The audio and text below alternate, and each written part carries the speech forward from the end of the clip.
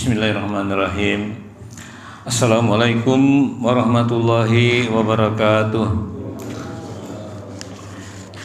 Innal hamdalillah nahmaduhu wa nasta'inuhu wa nastaghfiruh wa na'udzu billahi min syururi anfusina wa min sayyiati a'malina may yahdihillahu fala mudhillalah wa may yudlil fala hadiyalah.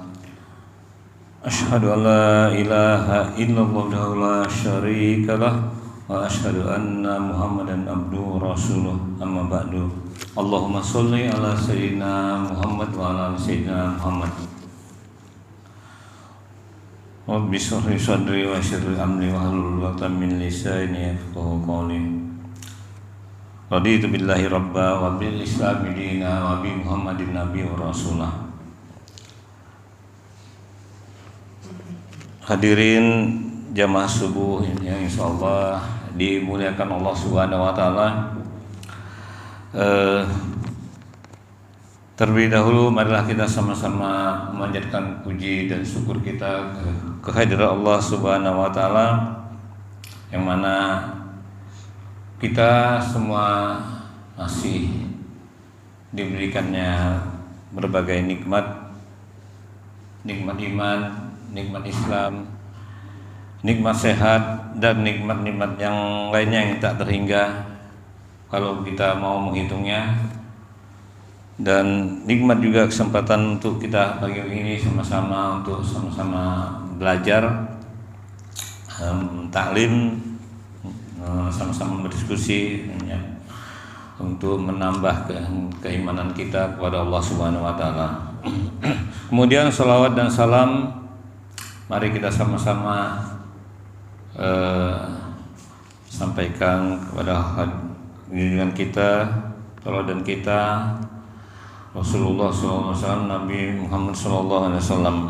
Berikut juga pada keluarga, sahabat, dan insyaallah kita semua para pengikutnya yang insyaallah kita mengharapkan syafaat beliau nanti di yaumil akhir. Amin ya rabbal alamin. Pagi hari ini harusnya wassalam Pak Aleh harusnya nih, tapi beliau lagi mudik ya, ke Ciamis gitu. Jadi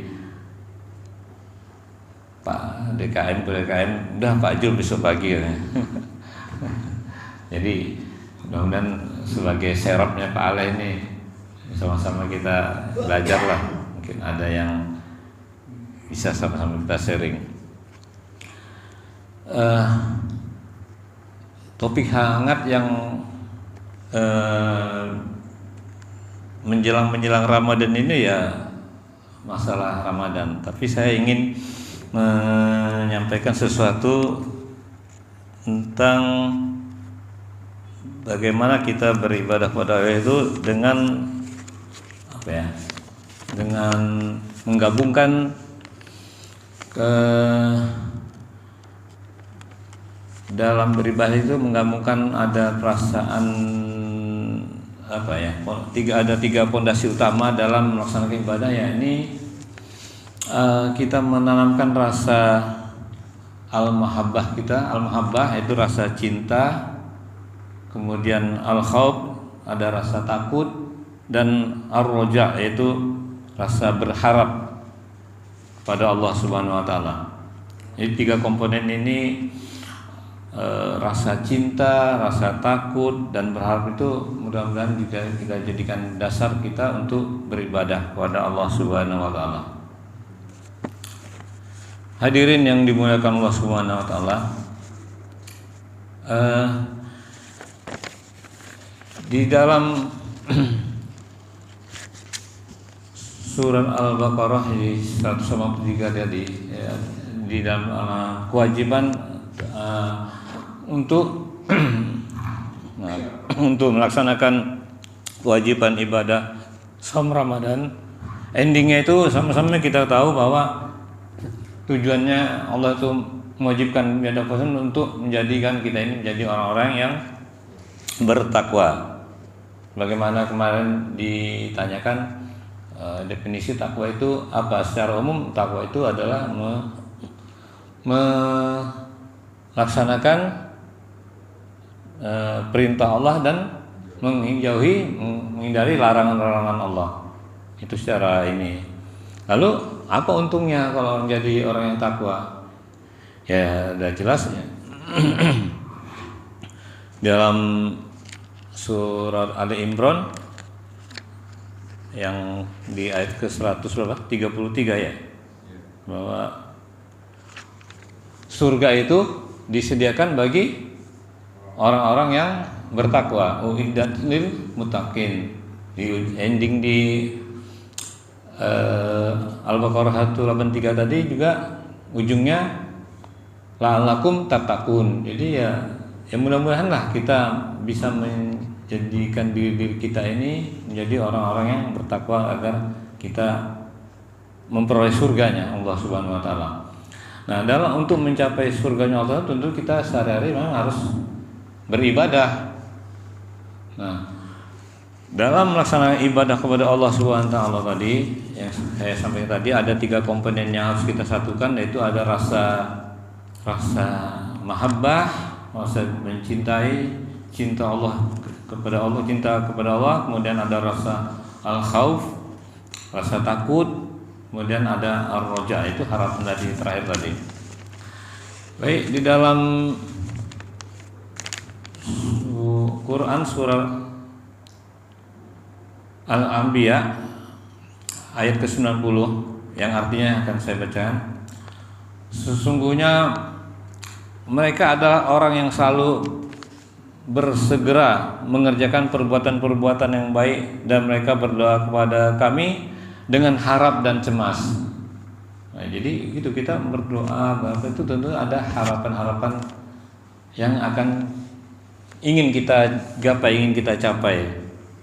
Dan mereka adalah orang-orang yang khusyuk kepada kami. Al-Anbiya Quran surat 21 ayat ke-90.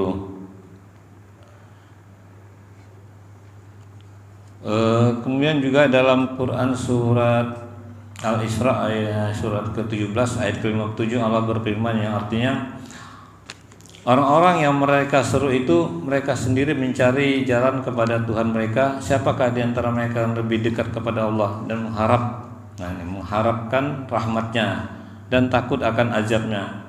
Sesungguhnya azab Tuhanmu adalah sesuatu yang harus ditakuti.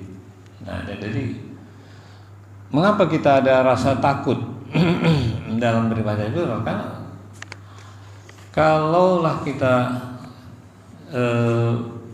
beribadah tidak ada rasa takut, tentu ini tidak ada keseimbangan antara rasa takut dan rasa berharap.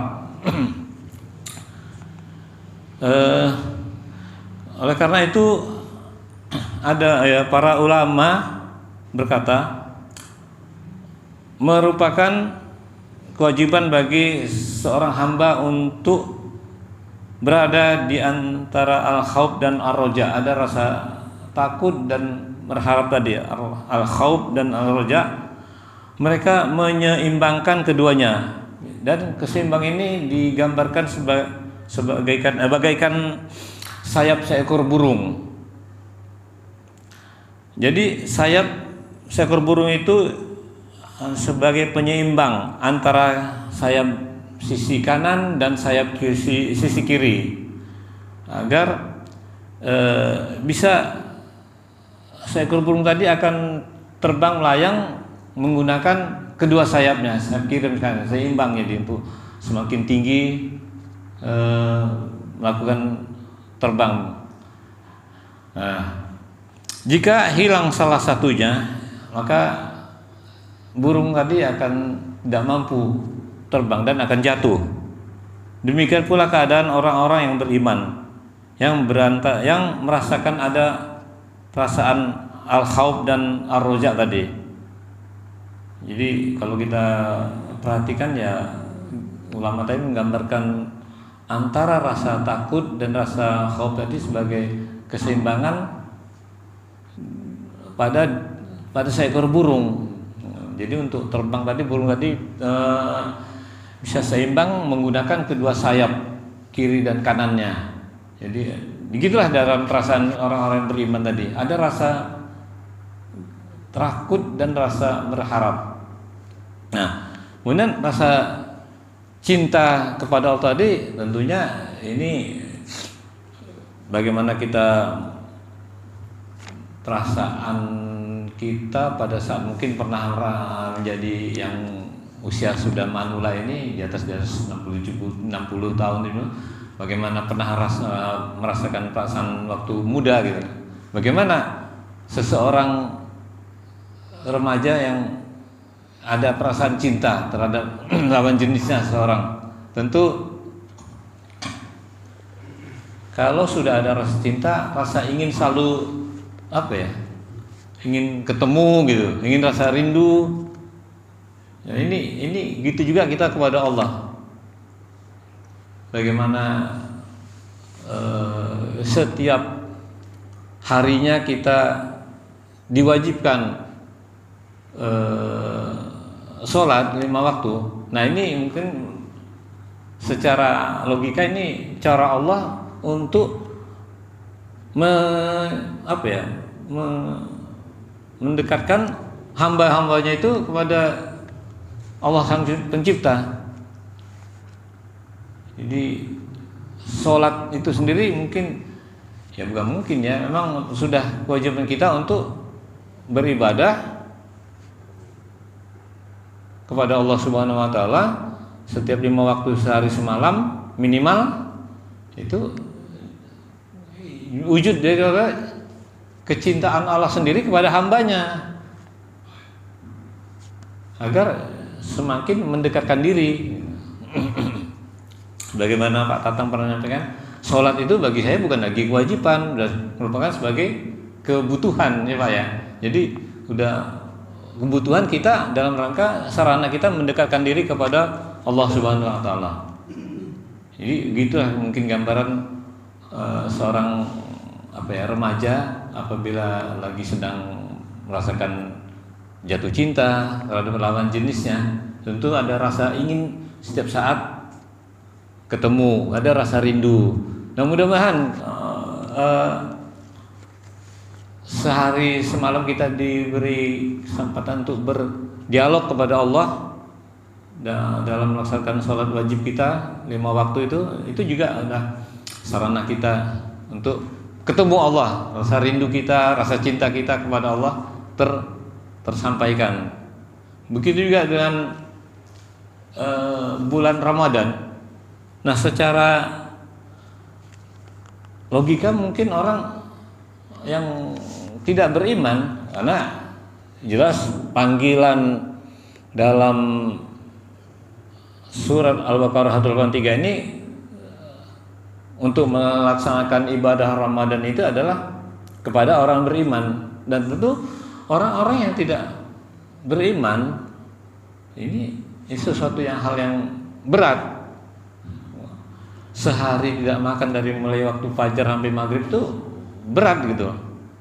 Tapi kalau kita imani, kita yakini ini juga merupakan rasa cinta Allah pada hambanya, ya ini bukan lagi bukan lagi kewajiban yang berat buat orang beriman ini. Jadi merupakan sarana Allah itu mewujudkan rasa cintanya kepada Allah.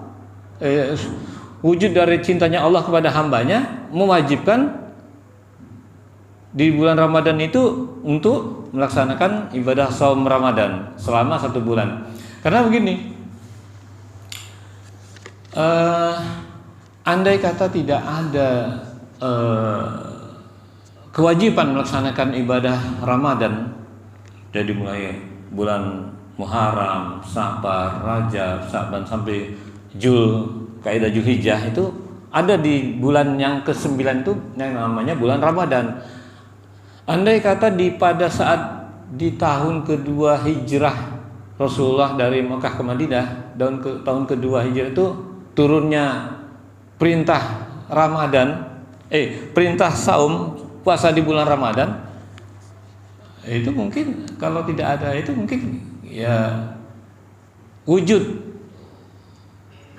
rasa cinta hamba kepada Allah itu mungkin atau wujud cintanya Allah kepada hambanya mungkin enggak terrealisasi gitu.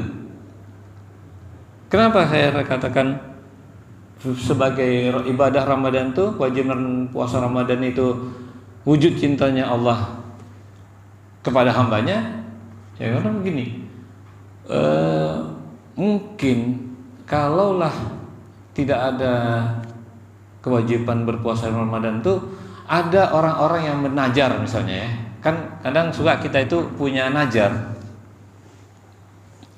Andai kata nanti aku diterima di kampus ini, yang masih kuliah di kampus A, kampus B, itu saya mau puasa gitu, pasang najar gitu.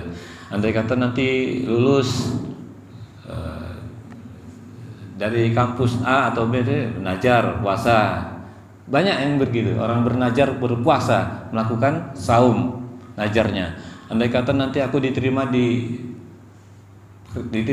bekerja di perusahaan A, perusahaan B, maka najar sekian hari puasa gitu. Itu secara ini manusia itu biasa itu melakukan najar, akan menyembelih ini. Bila aku mendapat rezeki keturunan misalnya bernajar, itu wajar. Nah, andai kata ada orang yang bernajar puasa setahun, kira-kira bisa nggak ya? Orang ingin najar puasa setahun gitu, dari mulai Muharram, Safar, Rajab, Syaban sampai juga Zulhijjah tadi. Tentu ya orang bisa aja menajar setahun, tapi mungkin akan gagal lagi baru bulan keberapa, mungkin bisa juga berat gitu. Puasa Daud aja sehari puasa, sehari buka, sehari puasa. Memang ada sih yang puasa Daud, Ramadan dia full gitu. Nah, tapi rasa cintanya Allah kepada hambanya ditunjukkan dengan mungkin ya kita dikasih kesempatan puasa full 1 bulan Ramadan. Nah, terus ada hadis Rasulullah yang menyampaikan bahwa apabila kita berpuasa itu selama 1 bulan Ramadan ditambah lagi 6 hari bulan Syawal, maka nilainya itu sama dengan ibadah puasa setahun. Nah, ini kan bentuk kasih sayang Allah kepada hambanya. Kita ini dikasih dimudahkannya ibadah puasa setahun itu dengan cara hanya kalau dihitung-hitung harinya jadi 36 hari lah atau 35 hari kalau puasanya 29 hari tambah 6 hari Syawal itu udah, atau 30 hari tambah 6 hari Syawal itu udah dinilai dengan puasa setahun. Nah, ini kita kalau orang-orang yang punya najar niat ingin puasa setahun udah tuntas gitu. Ya alhamdulillah gitu. Ini kalau kita merasa ini adalah bentuk cintanya Allah pada kita, ya mudah-mudahan ini kebalikannya, kita menunjukkan kecintaan kita kepada Allah sebaliknya begitu. Dengan kita berpuasa di bulan Ramadan ditambah nanti kita puasa sunnah 6 hari di bulan Syawal walaupun tidak berturut-turut. Di bulan Syawalnya itu kita sudah dinilai puasa selama setahun. Ya alhamdulillah itu Allah memudahkan kita berpuasa setahun nilainya, walaupun kita tidak mesti berpuasa sepanjang tahun itu.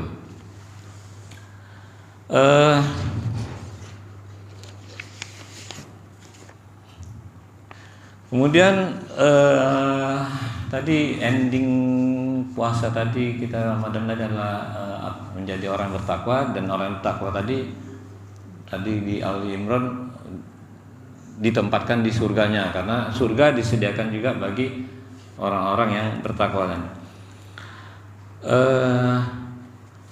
Dalam beribadah tadi kita ada apa tadi yang saya sampaikan tadi, ada perasaan cinta, rasa takut dan berharap. Tentunya ini kita sehari-harinya itu kita memohonlah kepada Allah agar kita dimudahkan dalam melaksanakan ibadah sehari-hari, baik sholat, kewajiban sholat 5 sehari semalam 5 waktu dan ibadah-ibadah lainnya. Eh, dan ya, dalam doa kita sehari-hari yang doa apa ya, doa yang paling sering kita baca adalah istilahnya diistilahkan ada doa sapu jagat. Itu Rabbana atina fid dunya hasanah wa fil akhirati hasanah wa qina adzabannar. Nah, tentunya kita ingin semuanya menjadi orang yang bertakwa, dengan nanti ujungnya kita ditempatkan di surga dan terhindar dari siksa neraka. Artinya kita masuk ke surganya tanpa hisab. Jangan menemukan kita dihindarkan dari menjadi orang yang menjadi ahli surga tapi alumni neraka, katanya gitu kemarin kan. Jadi mudah-mudahan kita langsung tanpa hisab. Hingga kita doa itu adalah doa yang istilahnya doa sapu jagat tadi, kita mendapatkan dan dan doanya, dan diantara mereka ada yang berkata, ya Tuhan kami, berilah kami kebaikan di dunia dan kebaikan di akhirat, dan peliharalah kami dari siksa neraka. Mungkin saya nggak panjang lebar, pagi ini singkat aja. Demikian, mudah-mudahan kita nanti ada diskusinya, ada yang bisa menambahkannya, mudah-mudahan ada manfaatnya. Dan kalau ada yang benar datangnya dari Allah, dan jika ada yang salah itu dari diri saya, mohon maaf sebelumnya. Saya sudahi kultum pagi ini walaupun sudah lewat 7 menit. Billahi taufiq wa hidayah. Wassalamualaikum warahmatullahi wabarakatuh. Itu aja, singkat aja. Silakan kalau ada yang tambahan.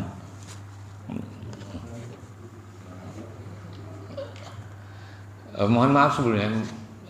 Mungkin beberapa pagi ini saya kalau pagi itu buru-buru pulang karena saya itu anak saya ada perlombaan. Jadi perlombaannya dengan teman-temannya. Jadi duluan datang gitu ke kelasnya. Jadi setiap pagi udah repot dia. Wah, antarin. Jadi takut ini ketinggalan datang ke kelasnya duluan. Jadi mereka saling ini gitu. Jadi ngapain pagi-pagi mau bukain sekolah, buka pintu gerbang sekolah ya. Jadi pagi saya kadang-kadang udah disamperin. Ayo udah jam segini ya berangkat, dah sibuk dia. Jadi mohon maaf gitu. Jadi ini juga sebentar saya akan pamit nih. Tadi udah diingatin saya. Jam 6.35 ya.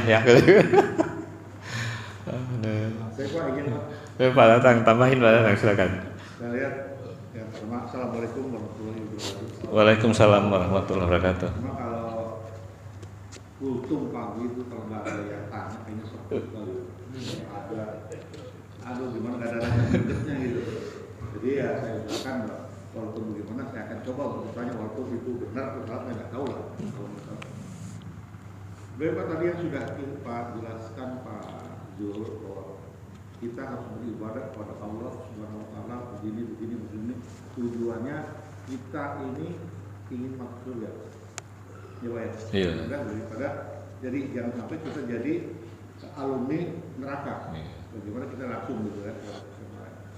Tapi sebelumnya saya sedikit ini bukan pertanyaan, nambahkan sedikit saja, bukan satu pertanyaan. Sebelumnya ini menjelang bulan puasa, saya pribadi ya mohon maaf lahir batin karena saya ini suka banyak ngomong, suka banyak nanya, banyak remeh. Gitu. Mungkin ada kalimat-kalimat yang saya keluarkan itu mohon dibuka pintu maaf sebetulnya dalam rangka kita akan menjalankan ibadah puasa. Saya minta bahwa apa yang tadi Pak Zul katakan dari Pak Kiai kemarin, Pak Ustadz kemarin menyatakan bahwa kita harus begini, itu kalau menurut saya itu hanya bungkusnya saja, Pak. Bungkusnya saja kita berjalan untuk ke Allah SWT, tujuannya masuk surga. Tetapi ada lagi bungkus yang paling mujarab, paling pola. Siapa? Bungkus apa itu bungkusnya? Bungkusnya ya tadi Mas. Satu, kepada ibu kita, Walaupun kita banyak puasanya, zakatnya, sholatnya, tahajudnya dan lain-lain, tapi kita masih punya dosa kepada orang tua, itu tidak akan diterima ibadah kita. Jadi kita yang bagi-bagi yang masih punya ibu, khususnya ibu lah, kalau bapak kan sahabat bertanya siapa yang Allah yang paling hormati? Ibu. Bumi, Tiga kali kan? Baru kemudian baru bapak. Jadi kalau kita masih punya ibu, sebelum kita minta tobat minta maaf pada yang lain, mintalah maaf dulu pada ibu.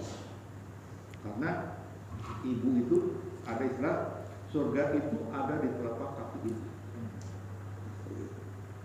Kenapa? Saya bertanya ke bapak-bapak nih, ada nggak manusia yang dia makan, dia minum, tapi dia tidak buang air? Tidak ada yang tahu bapak-bapak. Lagi, ini Pak. Ada nggak tuh manusia yang makan dan minum, tapi dia tidak buang air? Jawabnya ada. Ada di dalam kandungan. Manusia kan di dalam kandungan. Dia makan, dia minum, tapi dia tidak buang air. Selama 9 bulan, ya, di dalam kandungan dia tidak makan, dia makan, dia minum dan tidak buang air. Di mana kandungan itu adanya? Di dalam perut ibu. Makanya ibu adalah segala-galanya bagi kita.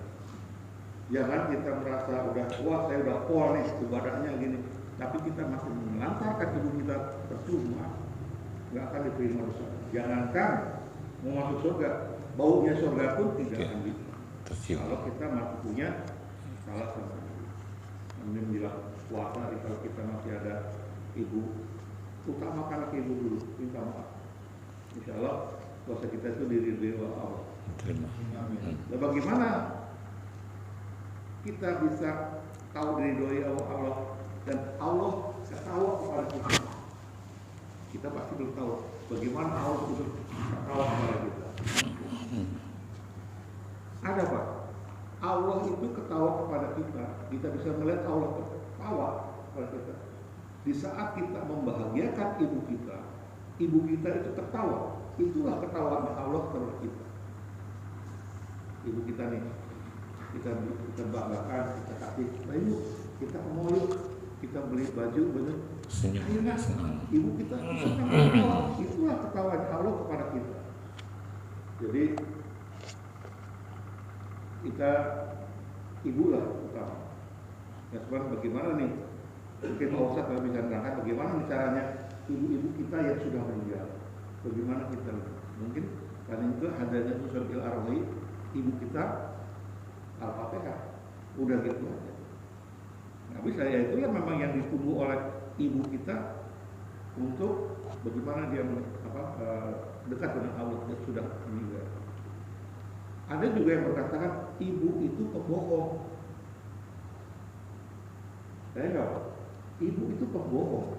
Ada satu orang yang bilang itu, ibu itu pembohong. Pembohongnya gimana? Pernah nggak? Bapak-bapak waktu kecil tuh dirasakan dibohongi ibu. Makan. Pernah. Ibu tuh ngebohongin kita tuh pernah dan sering. Ibu tuh. Contohnya gitu. Ibu kita nih diundang kendurian, ya kan? Bawa makanan. Ini dia tahu udah ini makanan kesenangan anak saya nih, lagi cucur lah gitu. Dibawa lah pulang kenduri itu dikasih kendurian ke kita. Katanya, ini makan apa? Buat cucur nih kesenangan kamu. Terus saya bilang, kalau saya manggilin Ma udah belum makan? Udah, tadi di sana banyak. Enggak, dia belum makan. Karena sayangnya kepada kita, dia membohongkan sama kita. Hanya kita lagi sakit nih meriang ini. Kita lihat tubuh kita, mulus-mulus kita, pusat-pusat kita. Capek. Kok enggak belum tidur? Ma tadi udah tidur, baru bangun nih. Padahal dari pagi sampai malam dia masih musuh kita karena kita sakit. Bohong lah. Jadi banyak tuh ibu itu yang ngebohong, tapi demi kebaikan dan keselamatan kita. Ibu tuh mau dia rela berbohong demi kita, cintanya ibu terhadap kita, anak-anak. Jadi sekali lagi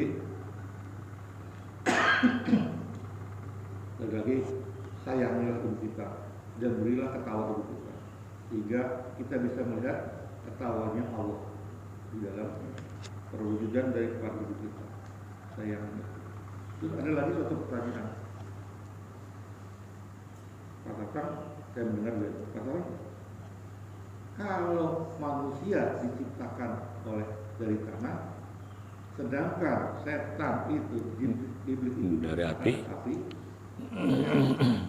nanti neraka. akan masuk ke neraka iblis itu. Kalau gitu dia nggak sakit tuh ngerasain bagaimana tadi neraka itu. Enggak tuh, tapi dibagi itu dia tidak tahu. Begitu. Jadi iblis tuh istilahnya juga ya iblis mau pulang kampung. Ya, iblis pulang kampung. Baik. Jadi menurut penjelasannya orang itu benar kali ini terus tangannya dia begini. Pukul. Tangannya Sakit. Tangannya itu sakit lah. Ya, sakit. Itu berarti kan. Nah, sama ini setan terus. Api. Ini dari kulit, ini dari kulit. Tapi ada rasanya nggak?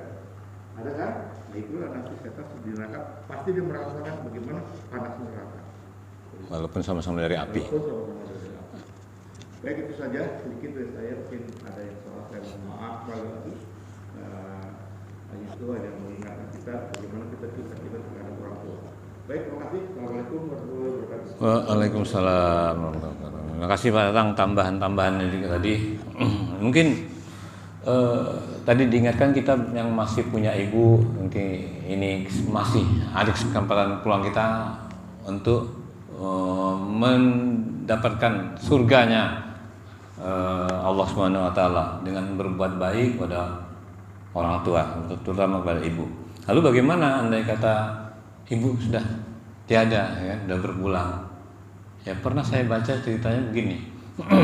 Malaikat itu melakukan menyiksa gitu kan. Mungkin ya namanya manusia, mungkin ada salahnya. Menyiksa, memukulilah gitu, bisa mencambuk seorang manusia yang mungkin dosa di alam kuburnya. Tahu-tahu diberhentikan oleh malaikat, nggak dipukul lagi.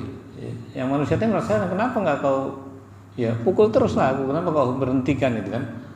Dan malaikat menjawab, bagaimana aku mau menyiksa, memukulmu, sementara anakmu di dunia memohonkan ampun kepada Allah, ya kan, dengan doanya Allahumma firli junubi wali warahumma kama rabbayani shaghira. Nah, jadi ya mungkin di antara kita sudah ada yang orang tuanya berpulang, ya sering-sering kita membacakan doa tadi untuk mohonkan ampun kepada Allah. Mudah-mudahan dengan doa itu Allah tadi meringankan atau membebaskan orang tua kita yang sudah berpulang dari yang namanya siksa kubur, mungkin itu ya bisa ini kita lakukan sehari-hari. Mungkin itu ya saya pagi ini karena saya tambahan. Ya, berkaitan cinta Allah kepada kita itu ya, tentu kita sendiri harus ada action. Sama bahwa mengenai orang tua juga. Orang tua kita itu ditempatkan, kita harus berbuat baik. Itu setelah kita berbuat baik kepada Allah, kepada orang tua kita. Di dalam suatu hadis Imam Ahmad itu dikatakan, orang tua itu pintu perkenan surga. Kalian bisa mensia-siakan atau menjaganya. Artinya bahwa kita dikasih